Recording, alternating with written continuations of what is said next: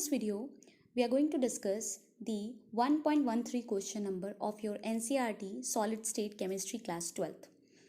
So सबसे पहले देखते हैं क्वेश्चन बोल क्या रहा है। नियोबियम एक मेटल है आपका जिसका एटॉमिक नंबर होता है आपका 41, ठीक है। ग्रुप 5 का एलिमेंट है, ट्रांजिशन एलिमेंट है, ठीक है। अब ये नियोबियम जो है ये क्रिस्टलाइज कर रहा है in body centred cubic structure. किस में कर रहा है? बॉडी सेंटर्ड क्यूबिक स्ट्रक्चर में क्रिस्टलाइज कर रहा है। If density is 8.55 gram centimetre cube, density आपको दे रखी है 8.55 ग्राम centimetre cube inverse, right. Calculate the atomic radius of niobium, आपको एटॉमिक रेडियस निकालनी है इस पर्टिकुलर एलिमेंट की यूजिंग इट एटॉमिक मास। आपको एटॉमिक मास दे रखा है 93 म्यू, ठीक है। तो मतलब आपको 93 AMU मास दे रखा है, ठीक है। अब आप इस क्वेश्चन को अप्रोच कैसे करोगे, इसके स्टेप्स देखते हैं हम। सबसे पहले तो हमें देखना है कि हमें क्या क्या चीज़ें गिवन दे रखी हैं। सो स्टार्ट करते हैं इसका सॉल्यूशन। सबसे पहले हम देखेंगे हमारे पास यहाँ पर क्या क्या चीज़ें गिवन दे रखी हैं। आपको बोल के रखा है जो नियोबियम है ये आपका किस में क्रिस्टलाइज कर रहा है? ये क्रिस्टलाइज कर रहा है आपका BCC में, ठीक है। तो BCC स्ट्रक्चर है, इसका मतलब कि जो Z की वैल्यू होगी वो 2 होगी। Number of atom present, 2 atom he present होते हैं तो 2 हो गई। अब क्या दे रखा है? अब नेक्स्ट चीज़ जो आपको दे रखी है वो डेंसिटी दे रखी है। Density is equals to 8.55 that is gram centimetre cube inverse, ठीक है। ये डेंसिटी दे रखी है। आपको पूछा है कैलकुलेट द एटॉमिक रेडियस, आपको रेडियस पूछी है, ठीक है। आपको रेडियस बतानी है। एंड आपको क्या दे रखा है? एटॉमिक मास दे रखा है दैट इज 93 म्यू, और यू कैन से इसको आप और क्या बोल सकते हो? 93 ग्राम पर मोल, राइट, यही बोल सकते हो, ग्राम पर मोल। अब हम इस क्वेश्चन को अप्रोच कैसे करेंगे? यू नो दैट जब हम BCC स्ट्रक्चर के बारे में पढ़ रहे थे तब हमने एक फॉर्मूले के बारे में देखा था, दैट इज क्या फॉर्मूला था आपका? √3a is equals to 4r। जब हम कैलकुलेट कर रहे थे आर एज और रेडियस की रिलेशन निकाल रहे थे जब हम, तब हमने ये फॉर्मूला देखा था that is √3a is equals to 4r, right. अगर अब हमारे पास a की वैल्यू पता चल जाए तो हमको रेडियस तो आराम से पता चल जाएगी। By keeping this formula in mind we have to proceed with this particular question. कैसे प्रोसीड करेंगे वो देखते हैं। सबसे पहले तो हम अपना जो हमारा फॉर्मूला है डेंसिटी वाला वही लगाएंगे, ठीक है। जो हमारा डेंसिटी वाला फॉर्मूला है हम सबसे पहले वही लगा देंगे, ठीक है। अब देखिए डेंसिटी वाला जो फॉर्मूला है हम लगाते हैं, that is density is equals to, आपका क्या दे रखा है? होता है हमारा formula Z into M divided by A³ multiply Na। अब Na क्या है हमारा? Na हमारा एवोगैड्रोस नंबर है जिसकी वैल्यू कितनी होती है? जिसकी वैल्यू होती है 6.022 इंटू 10 टू द पावर कितना होता है? 10 टू द पावर 23 होता है, ठीक है। और unit mole inverse, right. Unit क्या होती है? मोल इनवर्स होती है 1 मिनट, यस। यूनिट क्या होती है हमारी? 1 मिनट, यस। ना हमारी यूनिट क्या होती है? हमारी यूनिट होती है mole inverse. I think clear होता होगा अभी आप लोगों को, ठीक है। नाउ विल पुट, हमारे पास डेंसिटी है, ठीक है। हमको ये वैल्यू पता है, हमारे पास Z की वैल्यू पता है, हमारे पास ये वैल्यू भी पता है, हमें ये वैल्यू भी पता है। हमको तो A ही निकालना है, राइट। हमको A की वैल्यू चाहिए। Actually this is not A3, it is A³, right. ऐसा दिख रहा है बट A³ है ये। तो हमें इसकी वैल्यू से हम A की वैल्यू निकालेंगे तो हम फॉर्मूला सब्स्टिट्यूट करेंगे। तो फॉर्मूला कैसे सब्स्टिट्यूट होगा? सबसे पहले हम क्या करेंगे? फॉर्मूला को सब्स्टिट्यूट करने के लिए हम लिखेंगे यहाँ पर लेफ्ट हैंड साइड में A³ लिख देंगे, that is equals to what? Z multiply M divided by density multiply Na। इतना कर दिया हमने, ठीक है। इतना समझ में आ गया होगा आपको। नाउ मूविंग फर्दर, अब हम सारी वैल्यूज़ को पुट करना स्टार्ट कर देंगे। तो सबसे पहले यहाँ पर हमारे पास जो भी वैल्यूज़ हैं हमें पता है, हमने Z की वैल्यू पहले से ले रखी है, Z की वैल्यू 2 है, डेंसिटी की वैल्यू भी हमें पता है। अब सारी वैल्यूज़ को हम पुट करना स्टार्ट कर देंगे क्योंकि हम क्या निकाल रहे हैं? हम निकाल रहे हैं A³। तो A³ हम लिख देंगे और हम Z की वैल्यू डालेंगे यहाँ पर 2, और मास क्या था हमारा? 93 that is gram mole inverse, right. Now density कितनी थी हमारी?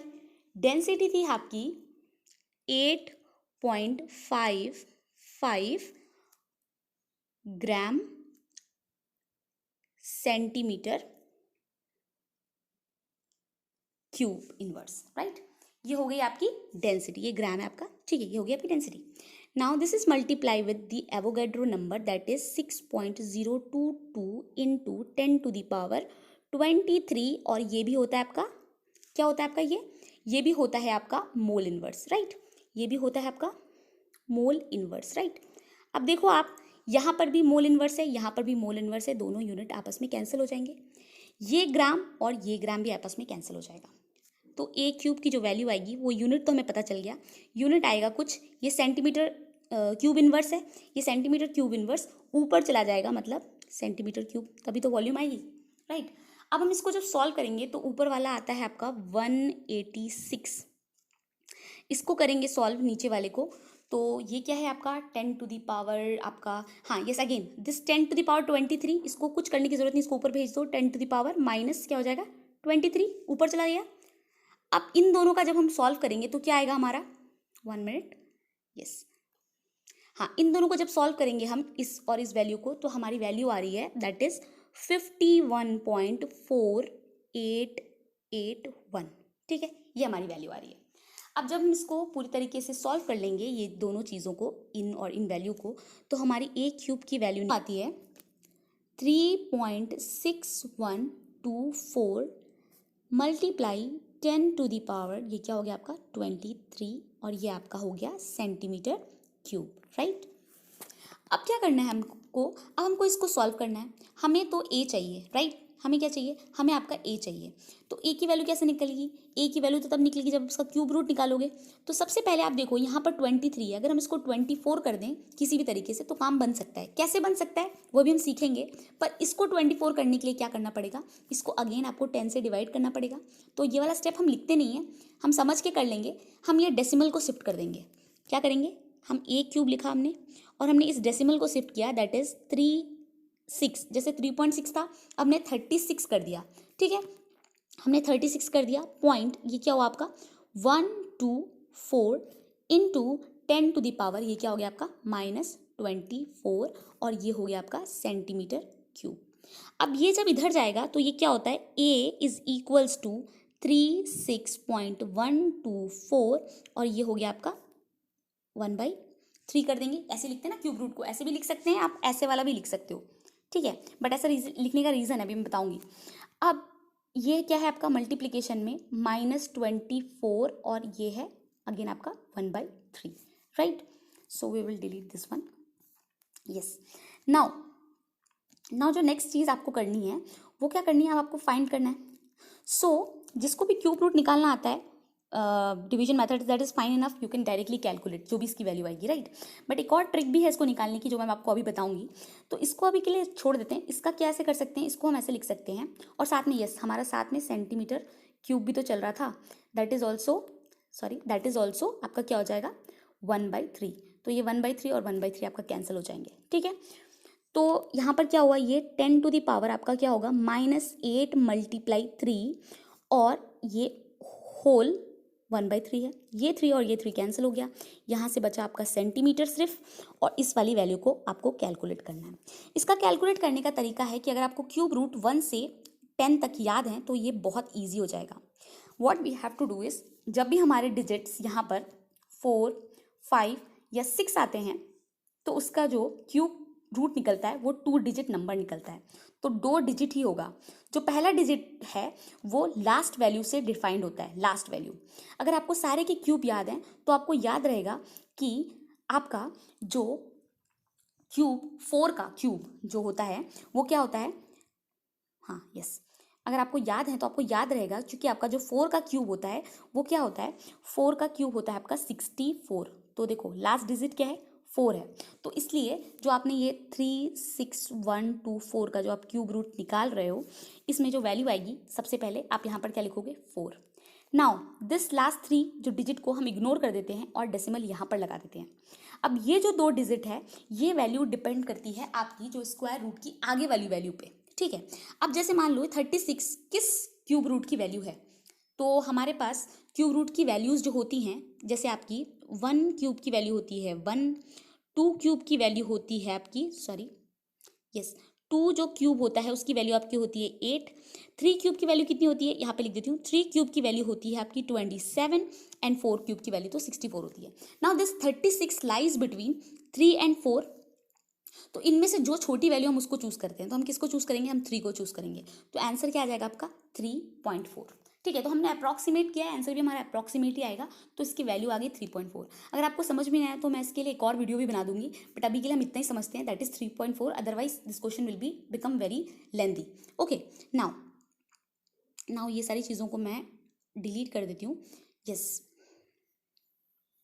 ओके, नाउ हम जो सीख रहे थे उस पर चलते हैं।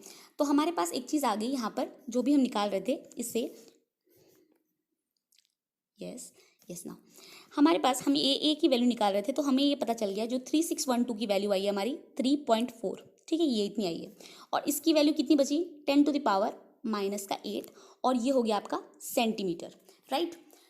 अब ये आ गई आपकी किसकी, ए की वैल्यू। Now we know the relation that is √3a that is equals to what, 4r। आपको रेडियस ही तो चाहिए, राइट। आप रेडियस निकालने का तरीका है that radius is equals to आपका क्या होगा, √3a डिवाइडेड बाई क्या होगा आपका 4।